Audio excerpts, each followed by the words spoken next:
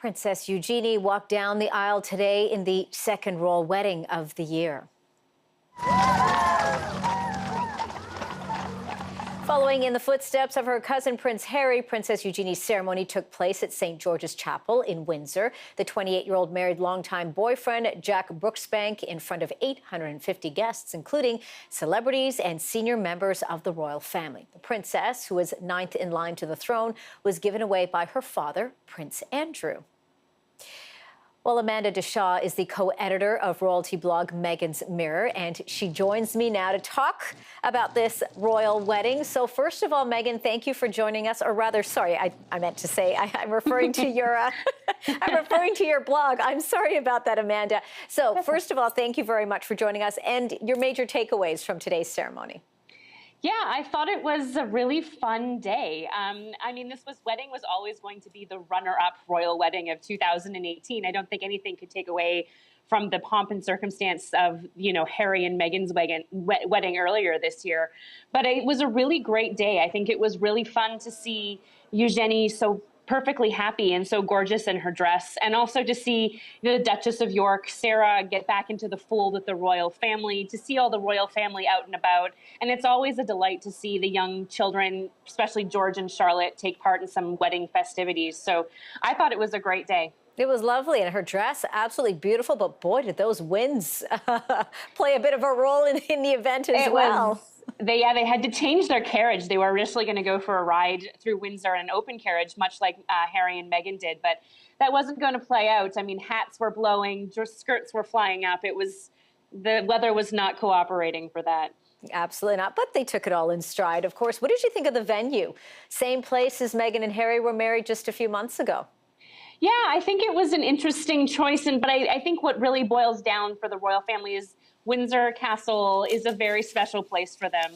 St. George Chapel is a very special place for the royal family. So I think that Eugenie and Harry as well wanted to get married at somewhere that has a great symbolic representation for them. And I think it was really nice. I really liked being able to do the comparison of the venue, right? To see Meghan walking up the steps versus Eugenie walking up the steps in their dress. And it was just really nice to see that they had chosen somewhere that obviously was such a personal choice of a venue for them. And coming back to her dress, perhaps a choice by her, not just because of how, of course, gorgeous the dress was, but a lower back for her, of course, that showed her scar. Was there a reasoning behind that? Was there something that she wanted to, a message that she wanted to send, maybe? Yes, so Eugenie had surgery when she was about 12 for scoliosis, and a lot of the reports that are coming out are saying that she specifically chose the back of that dress for the reason that she wanted to show those scars. I think she's very proud of who she has become.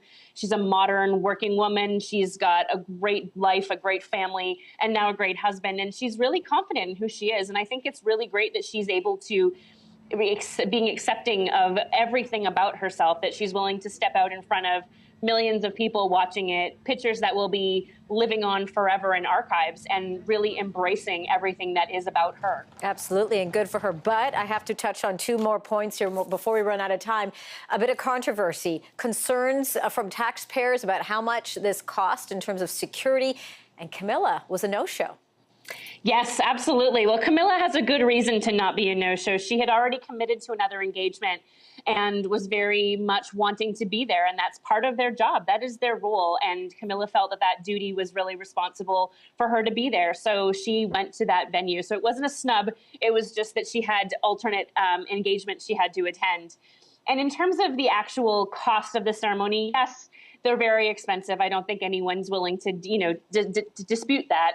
But right now what's going on in the world is a lot of political and economic gloom and doom. We see that in the news all the time.